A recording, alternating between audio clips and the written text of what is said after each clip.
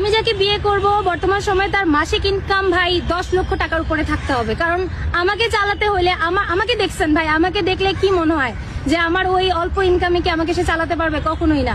আমাকে বিয়ে করতে চাইলে অবশ্যই তার মাসে 10 লক্ষ টাকা ইনকাম করতেই হবে। আপনাকে বিয়ে করতে হলে তার কত টাকা থাকতে হবে? আমাকে 2 বেলা 2 মুঠো ভাত খাওয়াতে পারলে হবে, মাসে একটা শাড়ি বা একটা 3 পিস কিনে দিলে হবে, আর মানে একটা সংসার চলার মতন যতটুকু টাকা অতটুকু টাকা থাকলে হবে। আমার লাখখানি বা কোটি টাকা লাগবে না। শিওর? শিওর। এই ধরনের কথাবার্তা কেন বা এরকম চিন্তা ভাবনা কেন আসলো?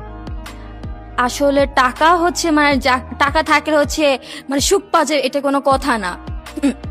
সুখ তারাই দিতে পারে যাদের মানে কম যার পরিশ্রম করে তাদের কাছে সুখ পাওয়া যায়, কিন্তু যারা মানে বেশি কোটিপতি, বিজনেস, তারপর বা কোথাও যেতে চাইলাম হাতে একটা কার্ড দিয়ে দেবে, যা তুমি যা ইচ্ছা মতন কেনাকাটা করো।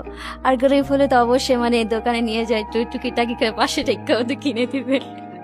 মানে আপনার কাছে টাকার চাইতে ভালোবাসাটা ইম্পর্টেন্ট বেশি।